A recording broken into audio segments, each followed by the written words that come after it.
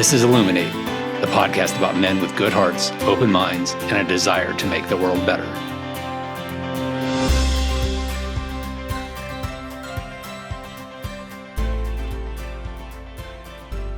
Welcome to ILLUMENATE. I'm your host, Chris Tidrick, and I'm here with Jonathon Jacome. Jonathan operates at the intersection of business and engineering, using innovation, entrepreneurship, and cultural awareness as tools for impact, building ideas that move people, challenge systems, and create pathways for inclusive progress. Welcome to the show, Jonathan. Thank you so much, Chris. I'm happy to be on, man. Yeah, absolutely. One of the things that I love to start with is this idea of motivation. And so can you talk a little bit about what's your why and where do you find purpose and what drives you? Yeah, no, that's a great question. I would say specifically, I'm really driven by impact, legacy, and not just success. I've kind of made it my mission. So I don't know if you could tell, but I'm very extroverted. I'm the oldest of three brothers. So I've kind of made it my mission to kind of guide my younger brothers, other young Latinos, as well as just college students towards business, entrepreneurship, higher education. I think, as Larry Gies often says too, education oftentimes and access to education is a great equalizer with a lot of things. And I help them either land scholarships, pursue leadership roles, and inspire them that they can believe that that success is within their reach. Seeing others gain the same opportunities I was given, whether through education, through life, through different ambitions or goals. I think the most meaningful part of the journey is not necessarily the destination, but more the people you're able to kind of help along the way. And I think for me, purpose is not just, excelling well. I think it's opening doors, being accessible, being able to really help my family, my community, my people that don't always get the invite to the table, I would say. And I think for me is I'm very motivated to be both ambitious and grounded, which I think is like a juxtaposition, completely. But being successful without losing yourself, I think one thing is that also drives me as well is financial literacy. I think something that's very key that within the Latino community as well within Chicago, I think being able to kind of carry that change as people interact with money, how others are able to view money, and as well at the same time kind of define what is success, not just financially, but also with their well-being, their mental health, and honestly, their overall quality of life. Yeah, that's amazing. You strike me as this person that has the wisdom of living several decades, yet you're a college undergrad. And I'd love to know what your story is. And, I'm a firm believer that we're made of our experiences and we are the people we are because of what we've lived. So what were those significant moments in your life that got you to this place where it feels like you're just looking through life with a really mature lens for someone your age? So tell me your story. I'd love to hear it. Yeah, no, there's a lot of instances. I can tell you offhand that one of the biggest things is as a kid, and still now, I'm really big into coin collecting and stuff like that. And that I would consider being a numismatist is something for older folks, not necessarily people my age, but spending a lot of time with my grandfather, spending time with a lot of different elders and just learning. I think for my thing is, I think being the oldest, sometimes I didn't have an older brother or older sister. So being within circles that I'm usually the youngest, because in circles that I'm usually in, I'm probably the oldest. And I think one cool story was I remember when I was 12 years old, I got in trouble for something. I don't remember what it was, but I got in pretty big trouble, man. And I remember my mom, telling me, correcting me, showing that love, showing that caring of a great mother that she is. And she said, I think it was something happened between me and my younger brother. And I remember significantly that she said, this responsibility that you have as being an older brother is something you cannot change and you kind of have to accept. Because I think at some points, I was why am I the oldest brother? Why is there so much responsibility on me? What am I, I didn't ask to be the oldest, right? Which I think can come with a lot of things. But instead of running away from it, I think I got empowered to say, you know what? there's nothing I can do about this. I can complain about it, or I can kind of embrace it and make sure that I'm there for my younger brothers. One other key thing was growing up a lot with sports. So whether it was ice hockey, floor hockey, flag football, basketball, kind of you name it, I was in almost all of them. And I remember significantly, especially coming from more that, I guess, leadership side, is there was an unfair calling or ruling in one of the city championships. So in Chicago, within park districts that we used to go to, is they have kind of like a citywide championship, whether from different sport. Our park specifically was from Commercial Park. Coach Isaac has been a great mentor of mine and my friends. And there was unsolicited calls, some calls that were not going our way, but that's because of the way we looked in our ethnicity. So, struggling with that as well, of seeing like, I am educated, I was doing well in school, I'm the oldest, I'm a sweet kid, but not understanding kind of that paradox that not everyone sees that and knows me very well like that. Next, kind of moving on more within high school, is I had to kind of decide, what sport I wanted to choose, and I chose football. So I played football for about 4 years in high school. I played safety. It was I enjoyed it. It was so much fun. The tenacity, the speed. I'm waking up at 6 a.m., which is weird. I can even remember the smell of that freshly cut grass on the turf. Like that was just would get me going type of thing. And for me, it was when I got to college, it was kind of not normal to wake up at 6 a.m. during the summer. But during that time, my original plan was to either go Division I football or with my academics. My mom was happy academics won, of course, and my parent was too. Less headaches, less physical injuries. But that happened during my junior year. I got diagnosed with appendicitis. So I kid you not, it was maybe about 9 days before the Illini Showcase. So Brent Ramilla, Northwestern, Illinois Wesleyan, NIU, Arizona State, Delta State, a lot of these colleges and universities that were recruiting. I was excited. So one of my uncles was a former bodybuilder. He was helping me on Mondays and Wednesdays and Fridays, train in the gym to hit my PR with my 225 bench. And then my brothers on Tuesdays and Thursdays and Saturdays were helping with my back step, my different coverages, being able to be quick. And one of the things I've always learned that my coach taught me, Coach Lopez, former Marine too. Maybe that's why it was so militant all the time. Yeah. He used to say, I can't believe you guys are sleeping. I got a haircut at 4 a.m. I'm like, Coach, you got a haircut at 4 a.m.? I'm like, who's up at that time, right? For me, it was just insane. He always taught me at that specific, position is never to hesitate, right? And I think that is sometimes a great way to kind of look at life too. When you see those different opportunities, is not to hesitate. One of the cool things too is when I got to the Gies College of Business now, I was able to kind of pivot away from sports and go into business, something that I wasn't too familiar with, but that support that I had was amazing. Whether it was learning from Kevin Jackson, learning about different, I remember he posed the question of biases, right? What are biases that you see or other people see and that may affect you? And, everyone wanted to, beat around the bush, whether it was race or identity. Someone said, the way you look, your height. And he looked at me, he's like, you got to say it, bro. Just say it. I was like, all right. It was, race or where we come from. So being able to have kind of that freedom of sharing that, not ignoring that, but at the same time meeting us where we're at, I think was amazing. Whether it was myself joining the missions team, I think one of the key things too, going back to the purpose portion, is I remember after I spoke at a specific event, there was a student and he was visiting another building, an engineering building. And he said, Jonathan, before your speech, I didn't think that, college was for me. And this is a lot. I don't think I'm as educated as everyone else that's here. I don't think I'm cut out for this.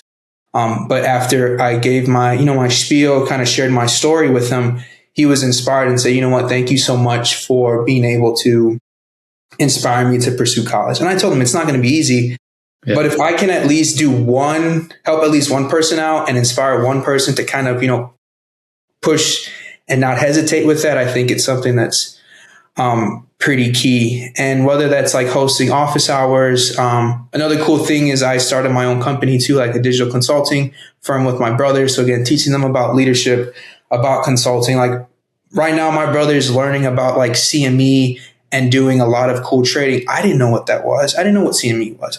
Most I knew was football, music, shoes, and reselling, right? So being able to kind of give back in that sense and kind of set the trend, I think is something that's really key. And I want to say, I think the last portion of my journey now more recently is kind of speaking with one of my mentors, Cedric Thurman. So he spoke about negotiables and non-negotiables, which I think oftentimes goes over our head because we move so quickly of, I have morals, I have principles, but do we actually really stand on those? And do we actually give ourselves the opportunity to actually stand on them, and as well as respect ourselves and respect our non-negotiables? So being able to understand like, hey, if you answer an email at 11 p.m. at night, you may be thinking you're doing a great job for the company, but at the same time, you just open the door to let that company say, hey, he's up at 11 p.m. checking his email, not setting that boundary. And I was like, that blew my mind. I was like, wow, something that is so benevolent as, being a good employer or being a good associate can open up yourself to now, all right, well, hey, you open that door. And as my uncle usually says, sometimes when you open a certain door, it's very, very hard to close it. I always refer to that as feeding the beast. Yeah. You need to be able to set your own boundaries. Otherwise, the world is not going to respect them. 100%. Yeah. 100%. Yeah. Well, thanks for sharing that story. I want to ask a question or two of the story. Like when you realized, it sounds like you said you had a case of appendicitis, and that was sort of the thing that kind of switched you away from sports and to focus more on academics. What was it like for you to have to give that up? Because it sounds like you were really into it and taking it seriously. If you were performing in front of college recruiters, you were good at, you're really good at that. And like being a safety too, you've got like the safety to me is the person that gets to improvise the most on the defense. You're there where you need to be. Mm-hmm. So like, how did having to give that up affect you? I'm not going to lie, it rocked my world, Chris. It really did. I think for me was something that I was not struggling with, but like, when someone tells you inadvertently or directly that that's kind of your whole identity for 4 years, and not that that's the only thing you're good at, but that's what people know you as, and having that kind of stripped away and more like bare, you kind of, have to pick yourself up and say, like, what do I do? Right. I remember it specifically when, it was like maybe 3 a.m. in the morning.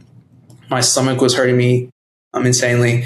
Went through like COVID class. So that was back when we were on Zoom, and I just had a pillow. And then more throughout the day, I was bleeding, inching more. And then my dad was like, yeah, this is appendicitis. And I think for me, that really challenged me is I didn't know how much you use your core for everyday things like, eating, getting out of bed. Like it was like like when I say humility is like humble to the core. And for me, I don't think I've ever had something rock my world that way in the sense.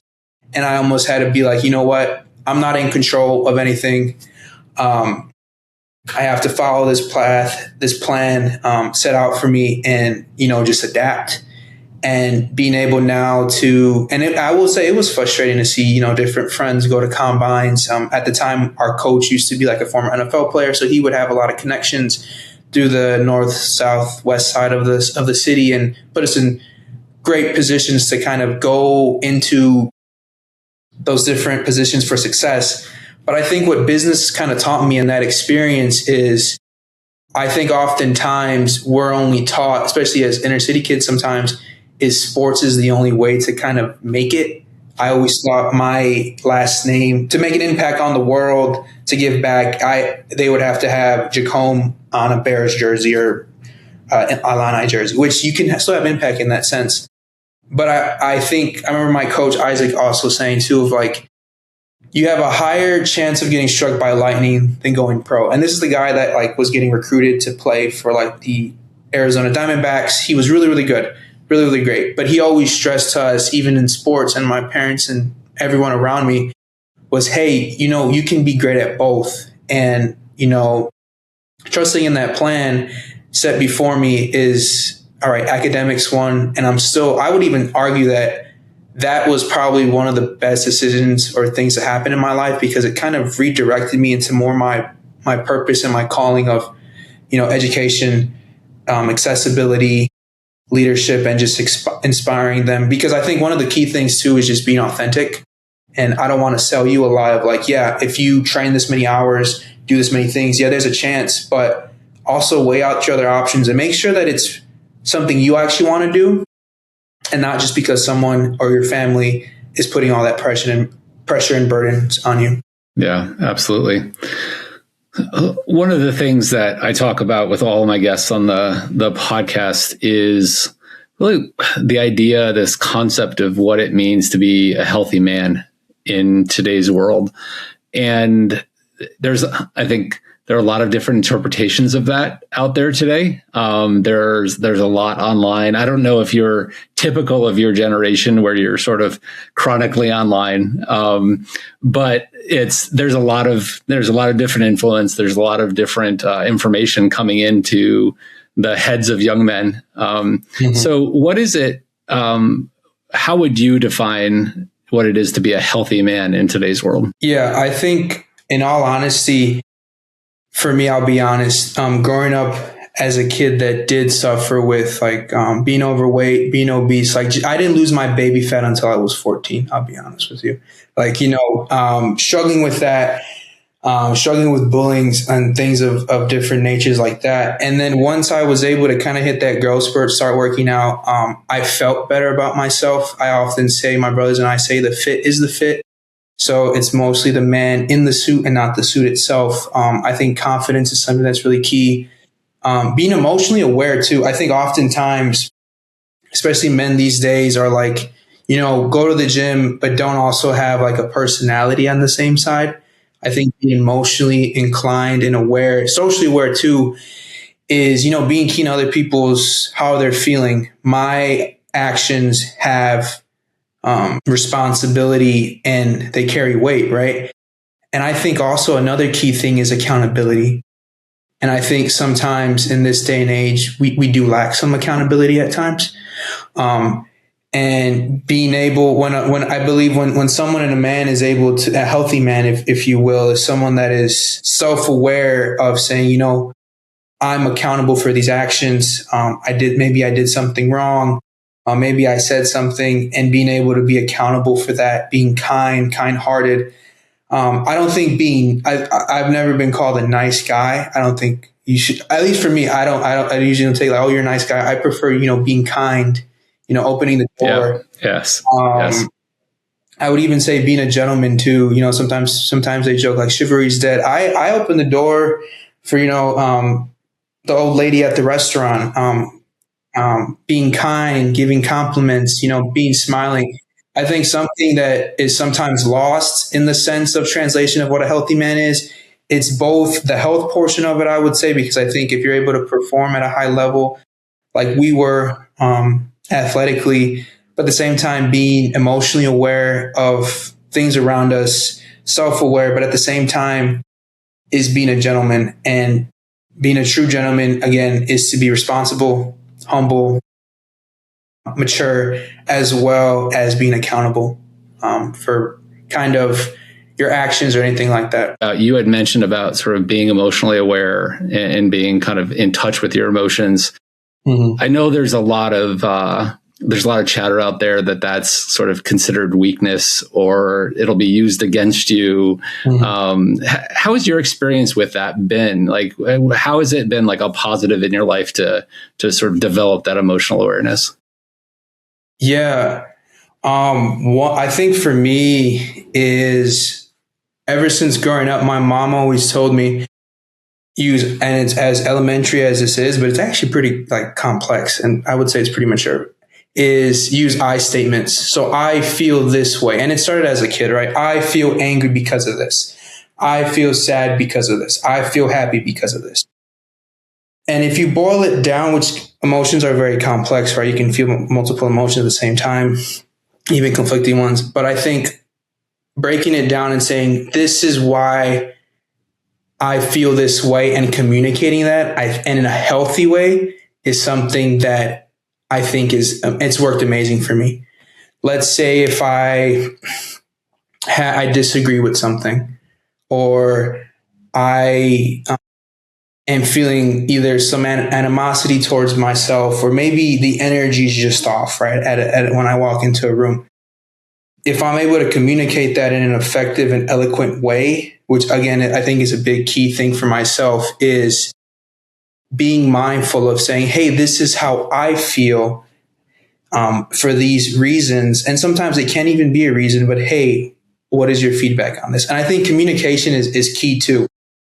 I think also what's important is body language, being mindful of, I think this is experience just with speaking with people, being around different folks of all walks of life, and just, being in this, in Chicago, and just, whether it's like right in CTA, walking, talking with people, is you notice certain things and you kind of get better at that. I think it's like a practice type of thing. Yeah. It's like, something may be a little off. You may ask them, hey, actually, I was feeling this type of way. And I think it just comes with experience and saying, being emotionally aware with that, but also having a space for the other person to be open, right? Because it's not a conversation if I'm just talking to you right now. Like this right now is not a good example because you're listening, right? Yeah. But I'm going to let you talk back as well, right? So having that two-way type of street of saying, being emotionally aware of saying, this is how I feel. This is why I may feel it. And I'm open and just ready to hear for you. And I think it takes a lot of patience. It takes a lot of humility. You take the kind of the pride out of it too.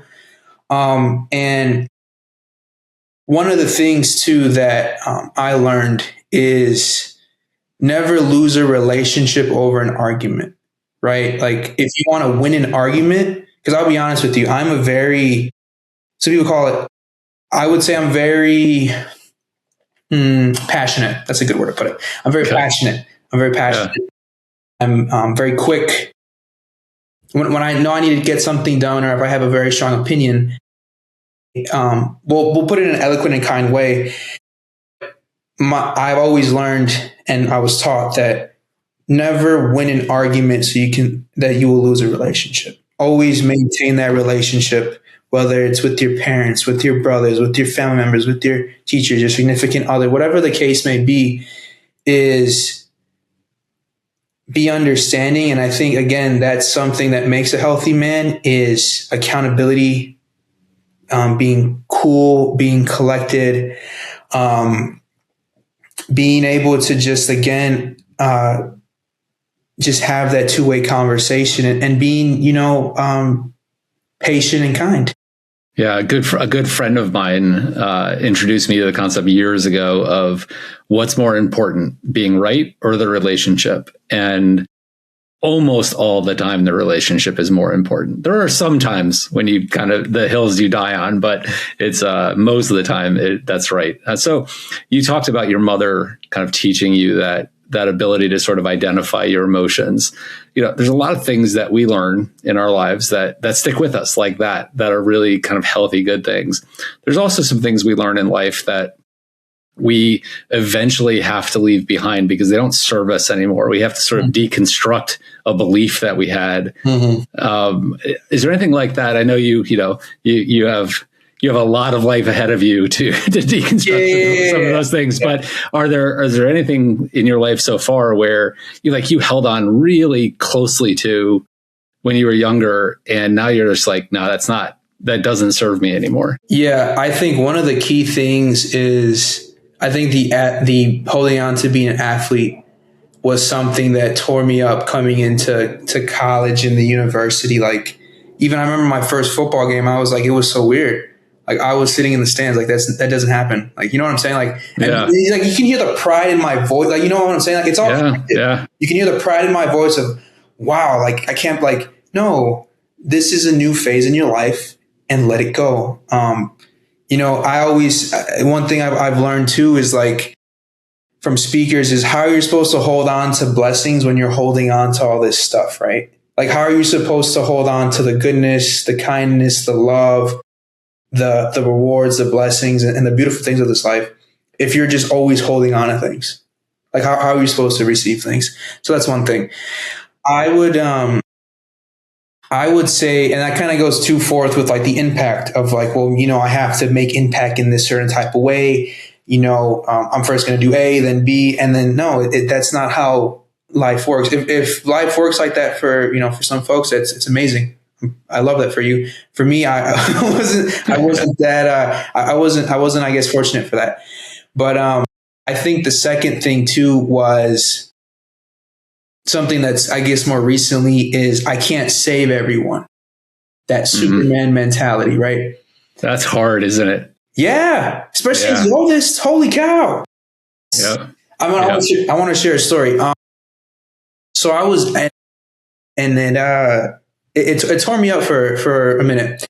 I remember I was interning at one of my jobs, and they had 68th floor. I remember it. They have a 360 around. You can see all of Chicago. It's beautiful. Whether it was Millennium Park, Grant Park, the lake, as well as like downtown. And what struck me so much was when I was looking down, I could see where my friend that I went to high school with was working, and some of my other friends are working too. And not looking down on them, but more of like, how did we end up like that? Like, how did we took the same path, we took to the same school, studied the same things? Why aren't they up here on the 68th floor with me? Like all this work that I did, that I inspired people, speaking with, kids and prospective high school students and people back in my community, like why aren't they here right now? Like, you know what I mean? So breaking away from that and knowing that, Superman at the end of the day is still a man, right? And I don't have to take on this massive load of trying to save everything and save everyone. But that's one thing that I've been able to kind of break free from. But at the same time, it comes back once it creeps in sometimes. Yeah, absolutely. How do you create and find community? That's a good question. Describe your community. Like, what is it? I think it's a wide range of folks. Usually, wherever I'm at, I try to make conversation, whether it's people that I just met or people that I've known for a long time. I think my community is someone that is open, talkative. My spaces within business, whether I'm traveling. One of the cool things too is oftentimes when I go to visit certain places, a lot of the staff will be Latino, right? And sometimes other guests or professionals won't be as kind or courteous to them, but I'll speak Spanish and they'll be like, "Oh man, you speak Spanish. You're so kind to us. You acknowledge, you make us feel seen." And I resonate with that a lot because I remember one time there was someone serving, I want to say it was like cupcakes at this one event that I went to, and we were speaking Spanish. I felt the love. It was amazing, great energy. And I started to think of like, man, like why would people judge or be, mistreat these people or not even like treat them like humans, right? Yeah. Just because they maybe, made the move from Cuba to, Chicago, maybe a couple of decades before my parents or my, family members came before, they maybe even have a grandson that's just like me. So, putting myself in those shoes and being able to be mindful, and I think it goes back again of being, self-aware, emotionally aware, as well as just being, humble. And I think highlighting that is something that's key. Yeah, fantastic. Thank you for sharing that. And it's, in the world today, we're sitting here talking on February 9th, 2026. Like, this has got to be like incredibly like difficult for someone with Latino heritage. And, this is not a political podcast, and I don't necessarily want to like dive into that, but I just want to recognize that it's, for anyone who comes from immigrant families, or this is just an incredibly difficult time right now. And, I think that Like we're recording the day after the Super Bowl, and I don't know if you saw the halftime show, but it was such a beautiful expression of culture, right? Mm-hmm. I didn't understand a word. Like, I don't speak Spanish. Like, I did not, but I understood the meaning. Like, and it was so visually interesting that I don't know. I'm struck on a daily basis on like how vibrant culture is and how hard it has to be right now to be of certain cultures in this country. Mm-hmm. Yeah. No, I would say, I'm glad for it. Yeah, I enjoyed the Super Bowl. I enjoyed the Spanish thing. I think for us though, with Latinos and things of that nature, and I think for myself too, is like, whether it's my job with admissions or somewhere in, the professional world, or even this, is it's easier for the next generation to see themselves having a future in that when they see someone that kind of looks like them and kind of speaks their language. I think one of the key things that connects a lot of folks, and I think we focus more on the differences, but we should really focus on the connectivity of things and, the shared values and things of that is a language, right? So one of the key things going back to finding my community or connecting with people is language. So of course, they're going to feel more comfortable if I speak Spanish with them. If I speak a certain type of Spanish, whether it's like Puerto Rican or Caribbean, the way I was brought up in my neighborhood, or is it more formal Spanish, or is it English, or it's the way that I was growing up in Chicago, whatever that case may be, is being able to focus and highlight on, the shared values. And I would also say, the vibrance of culture, I think is something that's very beautiful. Thank you. So we've now entered the part of the podcast that I used to call lightning round, but it never goes that fast. So we're calling it the slow rolling thunder round. And it's 12 questions intended to be relatively short answers, but we might dive into a couple of them if we want some more detail or kind of tell some stories around it. But first question is, what are your top 3 values? My top 3 values. There's a lot of them, but if I had to nail down 3, I would say definitely authenticity is something that is very key to me in my heart. Honor, honoring your family, your father and mother, your brothers, those who came before you, is something that's that I hold in great prestige in terms of what a top value is for me. And next is service, right? And I guess you can kind of couple that with like humility, right? That you're never too good to serve somebody else. You're never too good to serve and help somebody out. Doesn't matter what, title you have, where you came from, how successful you are, I think that speaks volumes of character as well. But yeah, those are kind of mine.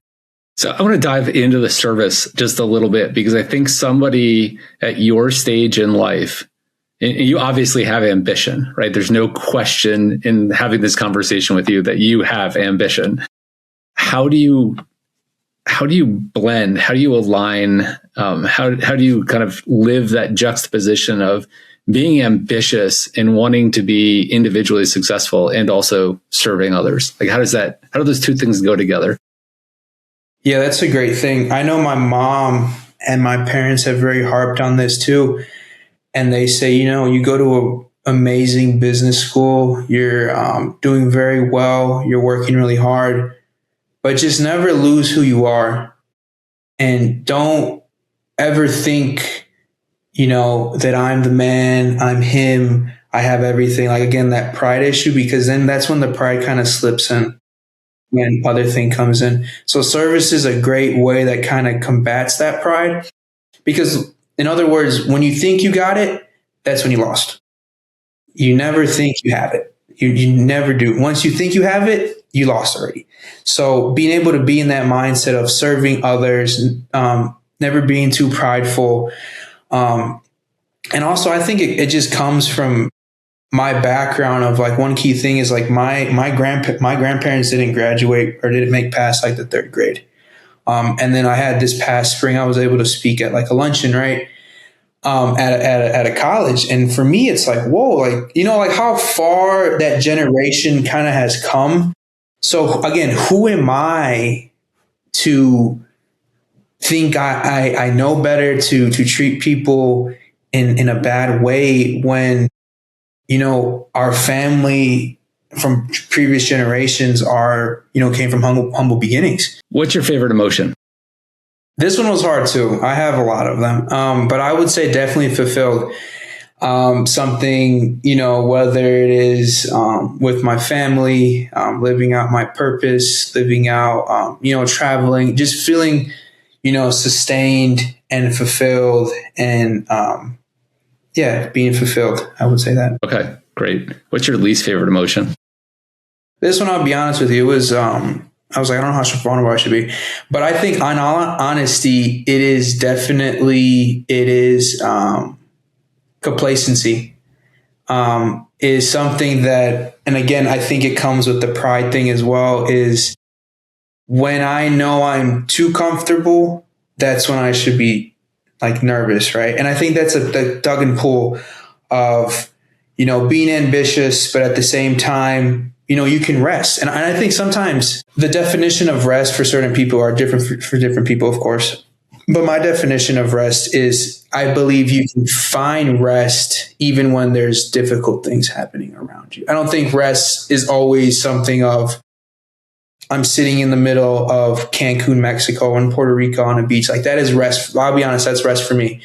But I can't rest for like 6 months like that. Like I need to get it going. I don't know if it's because of, not hesitating or just or that fulfillment portion of like, what is the purpose? What is the why? I'm very big on like intentionality too, is something that I would say has been one way to like combat that emotion of complacency of like, man, like I need to be doing something. I need to. Where can you feel the most yourself? It's a great question. I would say honestly is when I'm speaking to the next generation. I enjoy public speaking a lot. I know that's a lot of people's fears. For me, I'll be honest, it started like ordering food for the table, asking for the check, maybe asking where directions were. I'm like, I don't want to ask for that. Like, why? You know where, like I'd ask my parents, where we're going? Like, but it was so intentional in the sense of knowing that, your words have power, being able to be eloquently spoken. I think one of the things me and Casey always work on is how eloquent you can speak, right? And I think one of the key things that I always try to do is, and one of my goals is to break down very complex topics and present them in an eloquent and digestible way to be able for people to understand and to build on and create on. What's one way you try to make the world a better place for others? That's a deep question. I would say one way is definitely creating access to education, creating access to opportunities, creating access to confidence. I think sometimes, and I think it goes back to the emotional awareness, or even just like I one of the key things my friends, well, I don't think they're making fun of me, but they always say that like you can start a conversation with anyone. Like you can just go up to anyone and just talk. And I think sometimes, whether it's like a smile, little things like a compliment, hey, how's your day going? Making people feel seen. I think that is one big thing that I try, and it can sometimes seem very minuscule, but letting people be seen, valued, and but also I guess that's on the smaller side, but also on a more macro scale, if you will, is maybe creating that access, trying to inspire, sharing my story. And just being able to listen. So, my mom always taught me my parents really, is to listen more than you speak. You have 2 ears for a reason. You have one mouth, right? So use them the way that they were intended, that God intended you to use them. So that's. I want to encourage you to like never minimize the idea that little things add up. And like if you're helping people feel heard and seen, multiple times a day in like little bitty ways, you are making a much bigger difference than you think you are. Oh, that's great. So please don't ever minimize that, because that's a big thing too. Yeah. I know one of the key things too is like, if someone looks like they're having a rough day, even if like one big thing is I learned is, even if they look tired, don't tell them, you look so tired. Like, yeah, they know that. They trust me, they know they're tired. They feel that. Yeah. They feel that, right? Captain Obvious. Yeah. But, being kind, serving them, being able just to be, I think present too is one way too that I think oftentimes is overlooked, is just being present in the moment.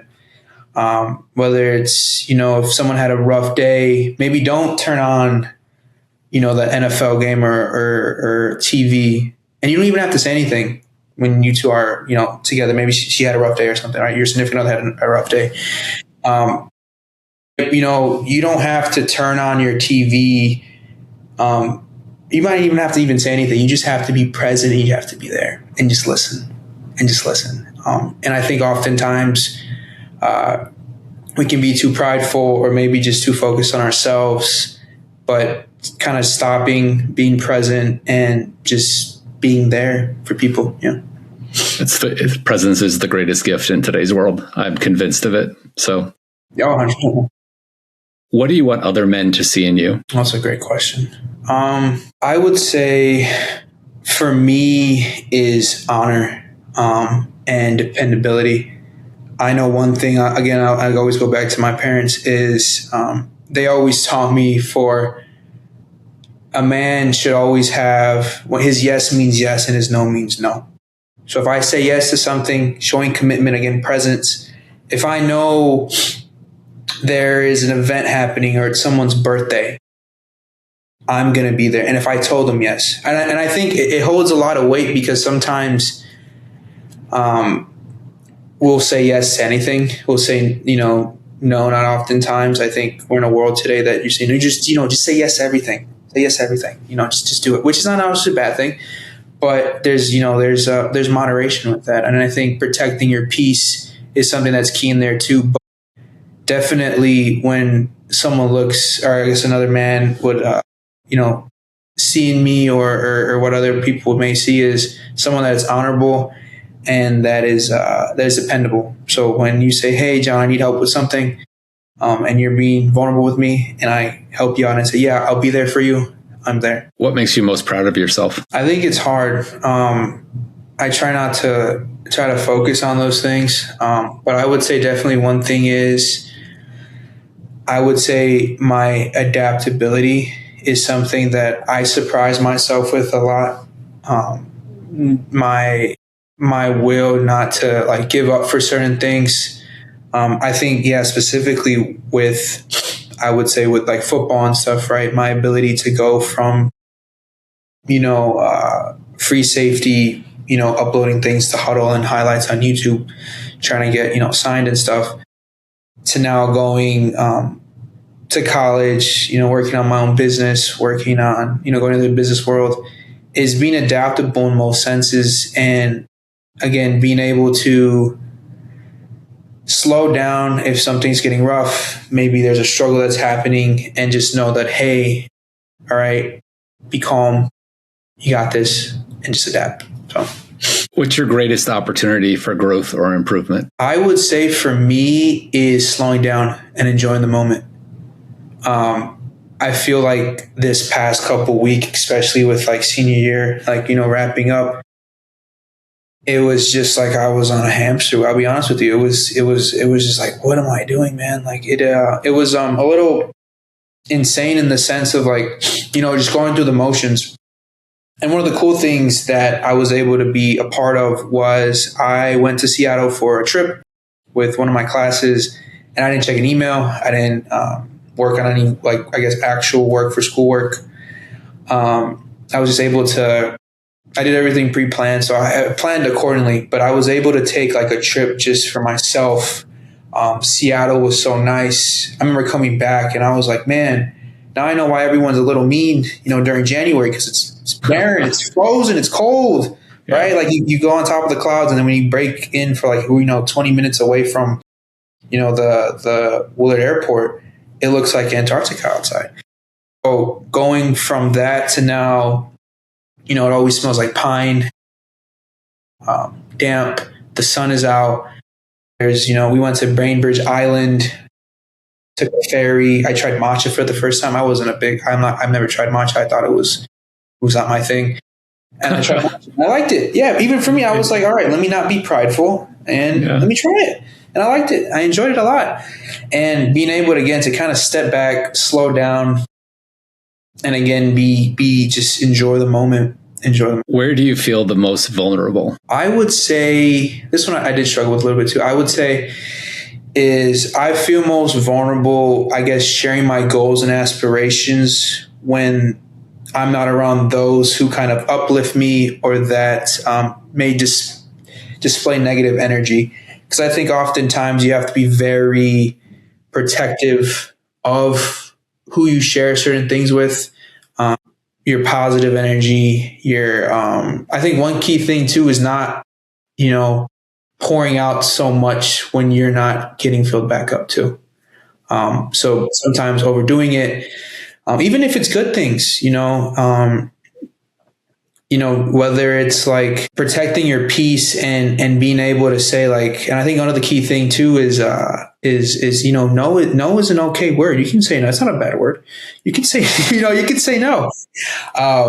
And to protect, your energy, your peace of mind, and also your dreams and aspirations, and share them with those, who are encouraging, who uplift you and are honest with you too. I think one of the key things for myself too is I tell the ones trusted around me is be honest with me. I don't want yes men. I don't want to say, hey, we have an idea.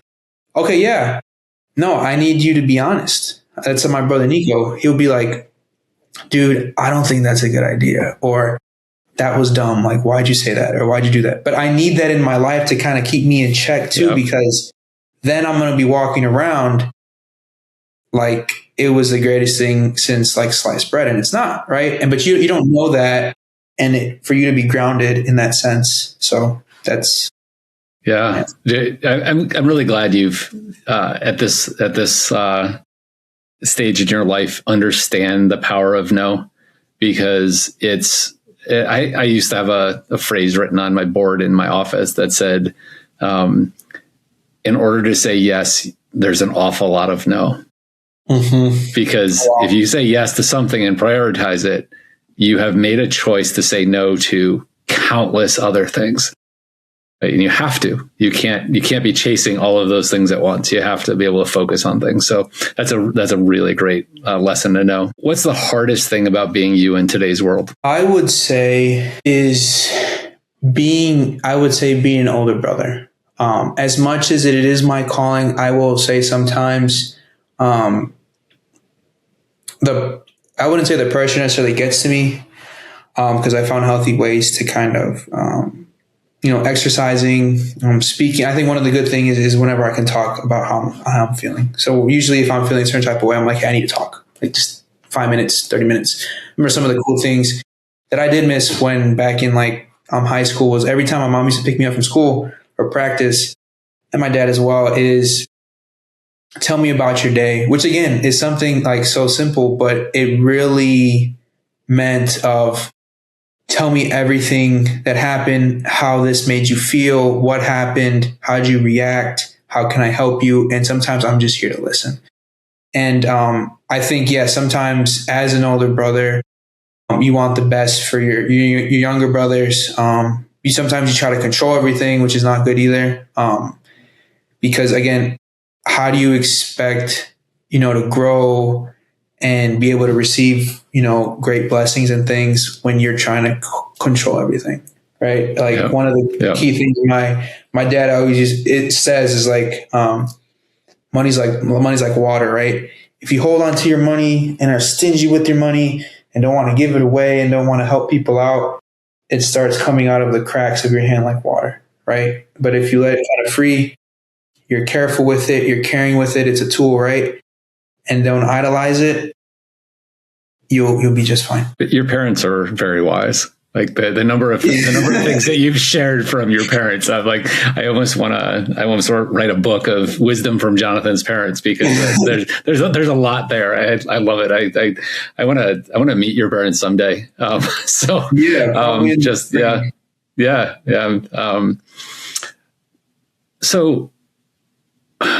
as we've talked tonight, what's one thing that surprised you about the conversation? Maybe a question I asked, or the way you answered something, or anything that kind of stuck out to you? I think what kind of stuck out to me is not the old soul type of sentiment, but of like very wise beyond your years. And I think for me that's like a goal that not that I try to be old or whatever, but I always saw like aging or getting older as something that's not necessarily like a bad thing. At least in my perspective, I think it's something that, comes with time. It's a beauty to kind of, tell stories, age with dignity, being able to be wise. And at the same time though, too, is like knowing that nothing is forever. And I think that's like the beauty of it too, because again, I think it comes with that pride portion, right? Of like, I am going to stay young forever, which is great. But for me, I know I'm going to get old. I prefer if you call, hello, sir, hello, gentlemen. Oh man, like I feel mature. I feel, right. But I think, you sharing the sentiments of having that wisdom is something I really try to learn from others, whether it's like networking, or if we have a speaker event, or if I know someone and I'm like, hey, can I just pick your brain about something? Because I think I'm at the stage in my life where I can listen more than I speak again. And the more I listen and kind of, learn from other people's stories and experiences, the more I can teach others for that too. And I think always like giving back is something that's key. One last question, a way to wrap up the conversation today. And I know you are around a lot of other young men on a daily basis. You're a college student, you work on the admissions team, you have the opportunity to interact with young men all the time. What advice do you have for them as they kind of try to find their place in this world that, your generation has seen so much change? Like it is just, from, just all the technology change, you all grew up on social media, you went through the pandemic. Yeah. You're now facing whatever AI is going to, have impact on society. There's all this confusion as to, the manosphere stuff online, and, what is your advice for your fellow young men in the world on how to navigate all this? I would say, well, first thing is my parents this is a funny story, is my parents made me sign a contract for my phone when I was like 14. So when everyone else had a phone, I didn't have a phone. I didn't have social media until I was like in college. And I think it was for the best, because as much of it is a tool, it does take some maturity to understand and how to use it, right?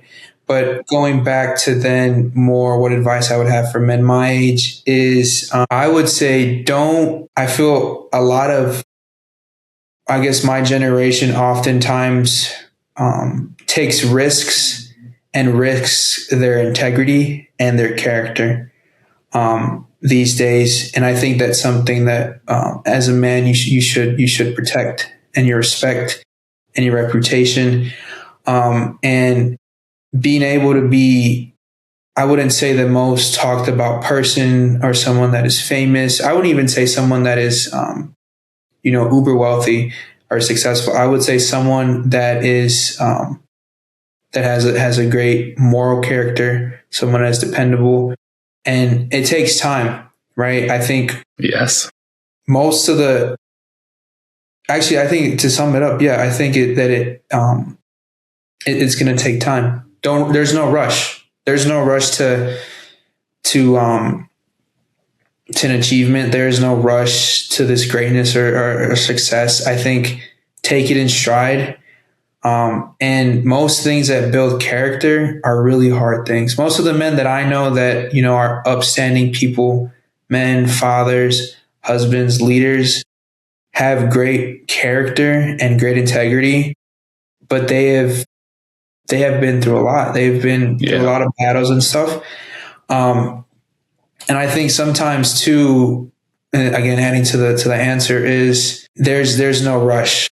Everything is quick these days, right? Like scrolling, dopamine hits, having something at the tip of your fingers.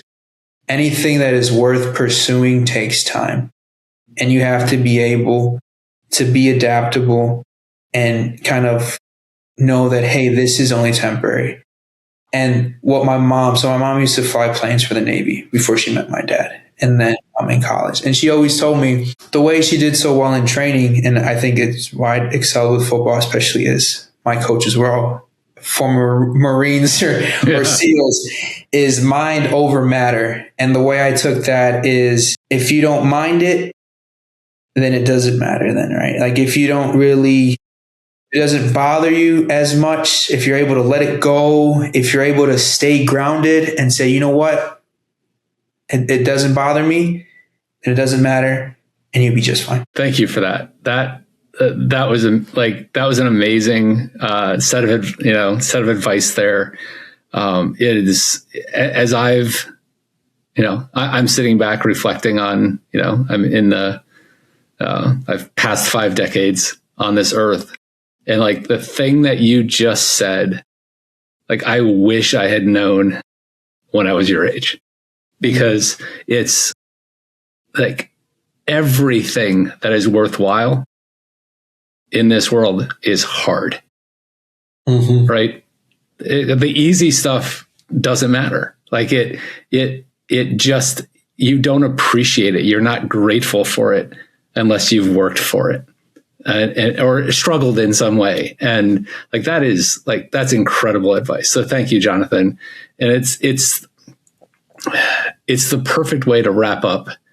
And I always end every episode by wishing my guests or encouraging my guests to keep up their hard work. And that's just this perfect way of ending it. So thank you so much for taking the time tonight to be on the show. Yeah, anytime, Chris. Thank you so much. Yeah, I had a great conversation.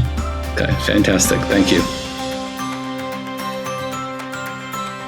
You can learn more about Illuminate at illuminate.substack.com. We are also streaming on Apple, Spotify, Amazon, and YouTube. Thanks for listening and watching, and we'll see you at the next episode of Illuminate.